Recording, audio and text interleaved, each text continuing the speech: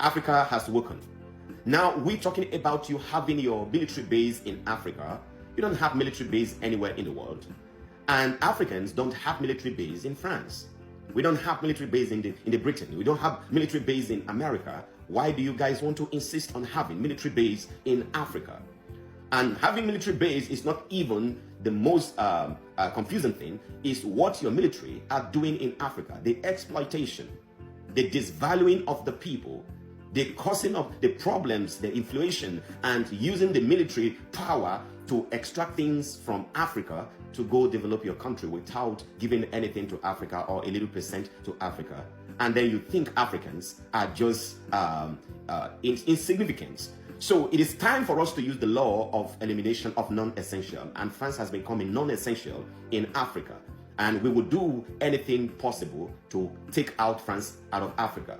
I love what Senegal did, actually re-establishing English in their school system so that they can start decolonizing the people and reassessing every single thing that France has done. Strategic development for Africa. This is a win for Africa. Congratulate Senegal, congratulate Africa, congratulate every single person. If you love Africa, I want you to share this. The first thing you do when you come on this page is for you to hit that plus button. And the next one is for you to share so that this news can spread.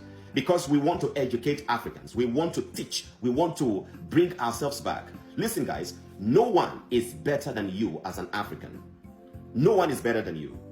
The years and the decade and the season of inferiority complex, those days are over. Don't ever look down on yourself, whether you are living in Africa or outside of the shore of Africa, living abroad. You are as important as anybody that you come across on the planet Earth. Your language, your country, your region, your district does not diminish your value. You are very valuable. And I want you to carry yourself with that respect and with that mindset. Now, building a prosperous Africa requires self-determination. We have to be self-determined. We have to know what we are going. We have to set up a plan that we are following. And that is why we ought to speak about a unified vision. We cannot have a Senegal trying to do something else, and Burkina Faso trying to do something else, and then Mali do something else, and Nigeria doing something else, and Gabon doing something else, Ivory Coast doing different things. No, there is need for us to come under one unified vision for Africa. Senegal has kicked out France out of Senegal, and it has closed all their military bases, and they have been told to pack and leave. And let me tell you, they were deported with a military cargo plane. Yes, you heard it right. Cargo plane. So this is what happened. The president of Senegal told France to close all their military bases that were located in Senegal.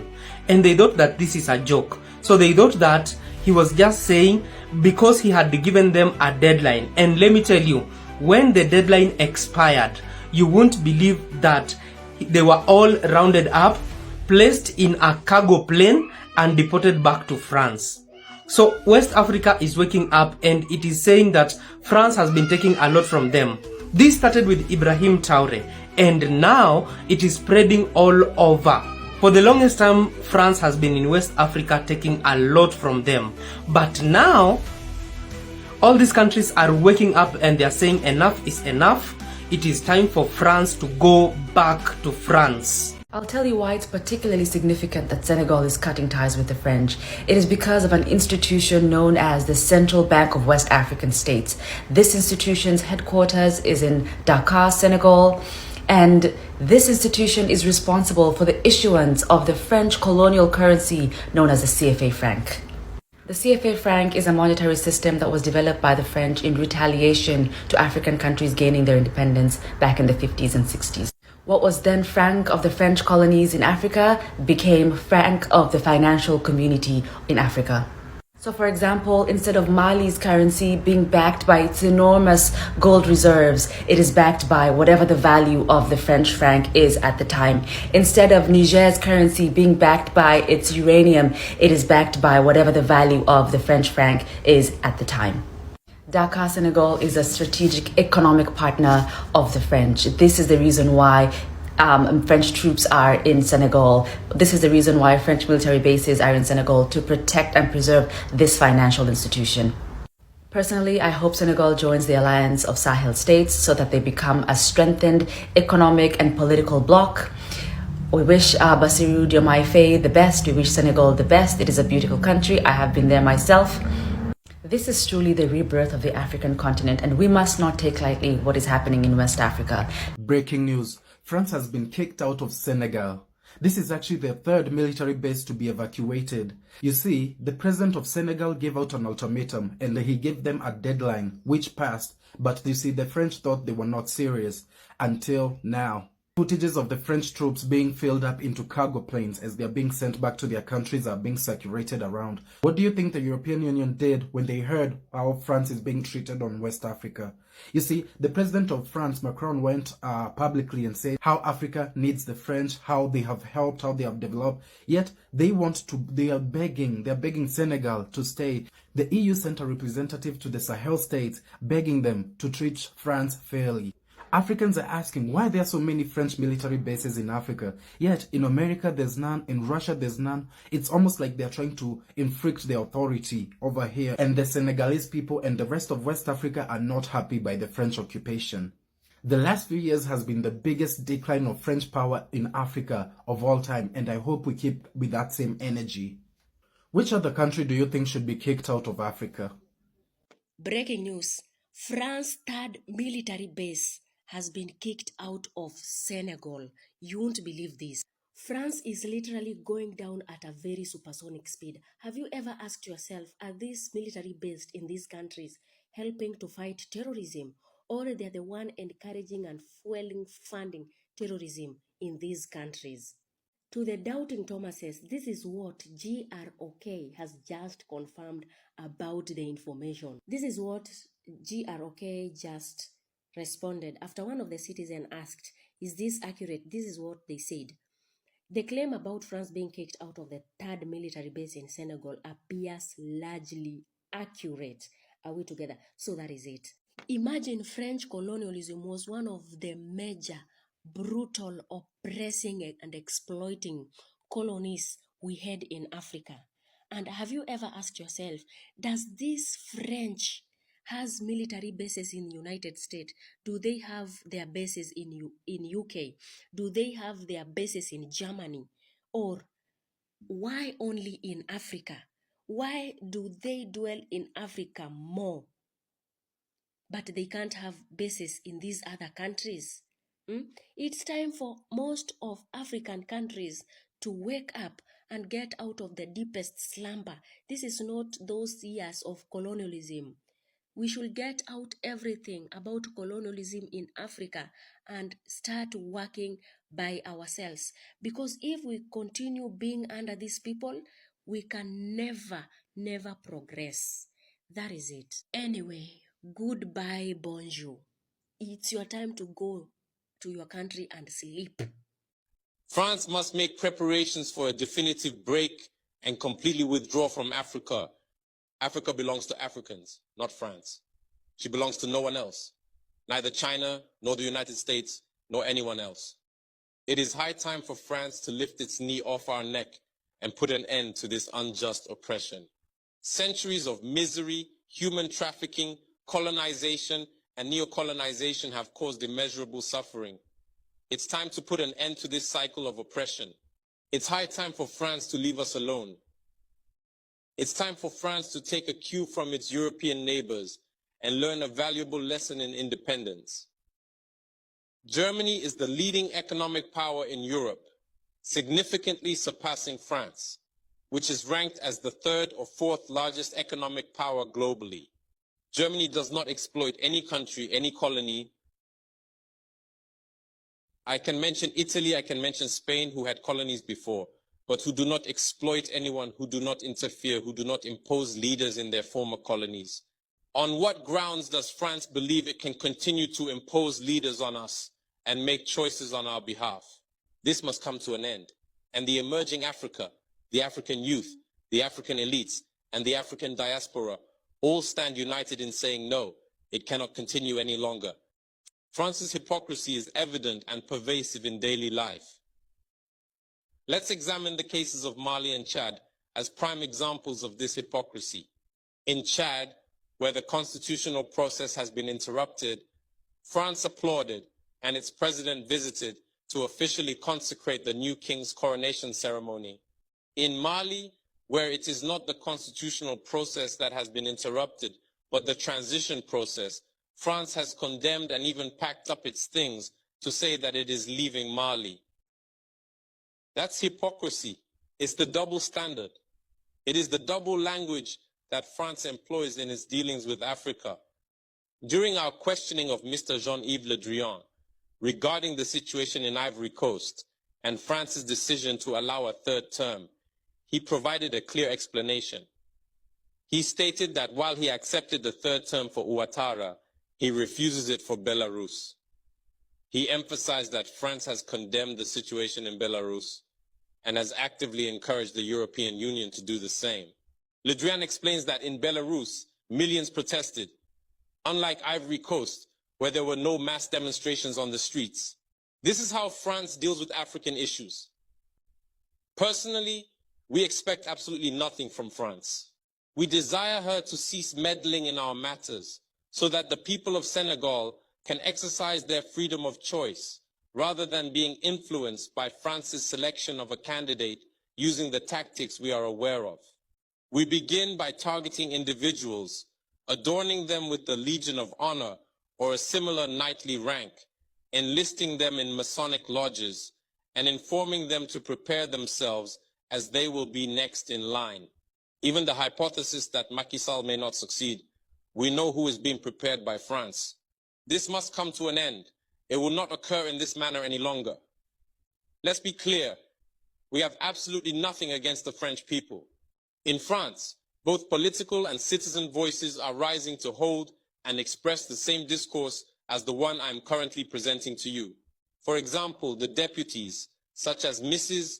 Frédérique Dumas, who regularly speaks on the platform of the Assembly, who regularly writes to the Minister of Foreign Affairs, since she is a member of the Foreign Affairs Committee, to raise this unfair behavior of France towards Africa, hold the same speech as us. The same Mr. Jean-Luc Mélenchon, Jean-Paul Lecoq, André Chassaigne, all deputies, hold the same discourse as us, and hundreds of other voices.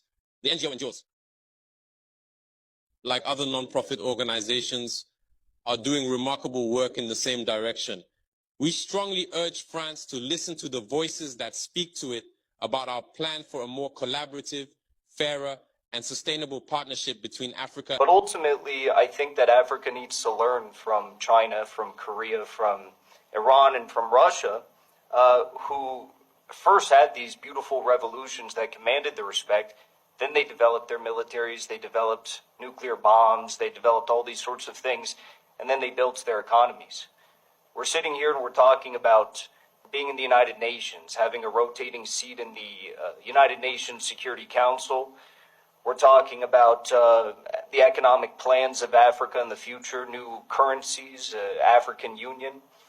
All of that doesn't mean a whole lot if the West is going to come in and trample all over you. What good is a seat at the United Nations if they're not going to listen to you? The United States has to listen to China. They have to listen to Russia because China and Russia have a bunch of nuclear bombs that are already pointed at every Western city. Now, of course, I support Africa having nuclear bombs. I understand we're far away from that, and maybe it's a bit controversial to say that. But what I think we also need to understand is that Africans are dealing with this. I think the West needs to get very worried about the potential for Africa to assert its own sovereignty and command respect in the same way that we're seeing in the new Confederation states, but all across Africa. And maybe it only starts with one or two nations, but that's exactly what we saw with Iran and Syria. And now look at the United States proxy of Israel. Israel's collapsing all across the region. So I think the question of military power is extremely important, and it actually comes before the question of economic power or trade routes or currencies or any of these things. So I hope to see more bold leadership, even in the case of Niger. Victoria Nuland was too afraid to tell Nigeria to invade Niger because she understood the military power of these Sahel states with the backing of Russia. They wanted to do an ECOWAS invasion, and with the intervention of Russia and China and the military backing in the Sahel states, they understood in the United States that this was a no-go, that they couldn't do it. So I hope in my lifetime, I'll end here, that we'll see a nuclear Africa. We're already seeing Russia. Rosatom is talking about bringing nuclear reactors into Burkina Faso.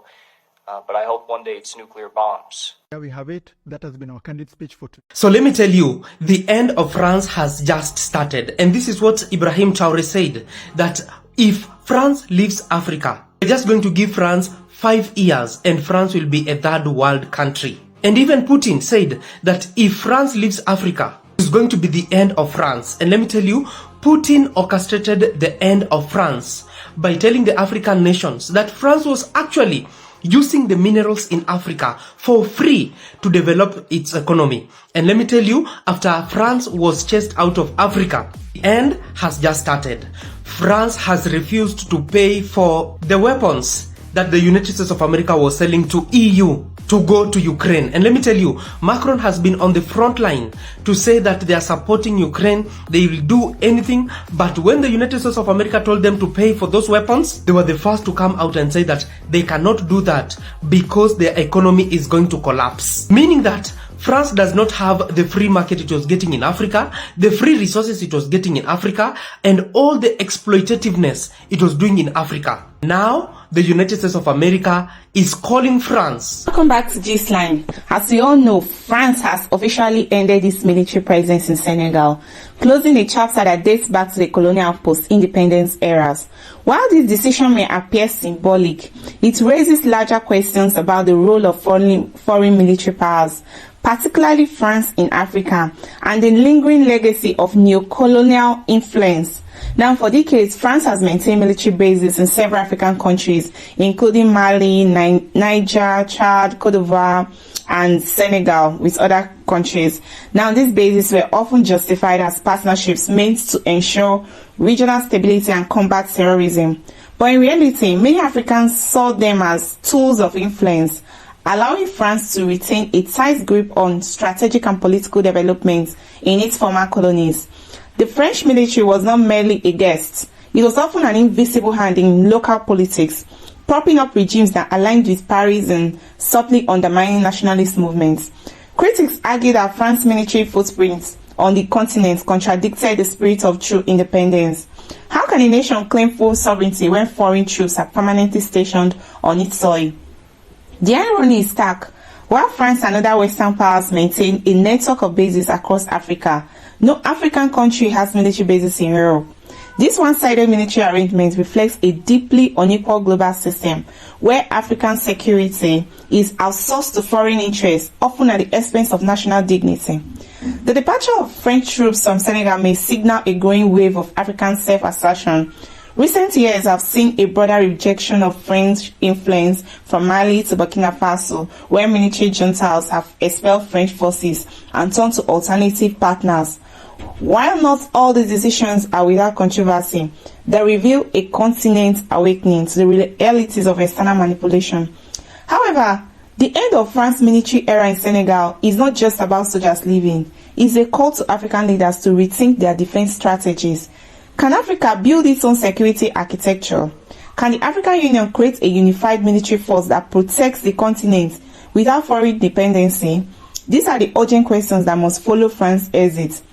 Well, while France's withdrawal from Senegal is a step in the right direction, it is only the beginning. True freedom lies not just in breaking chains, but in ensuring they are never forged again. Africa must rise to the challenge of securing its own future, free from the shadow of foreign guns and geopolitical games. Now, let me know what you think in the comment section. But before then, please kindly like, share, and subscribe.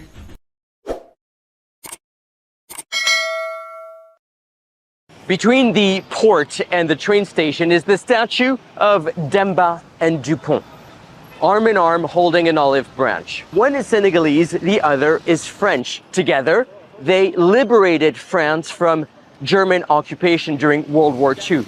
But guess which one wasn't allowed to march into Paris despite helping to liberate it? Now, with the last French military base being handed over to Senegal, it seems Dupont is walking away. Behind the barbed wired wall, a final salute.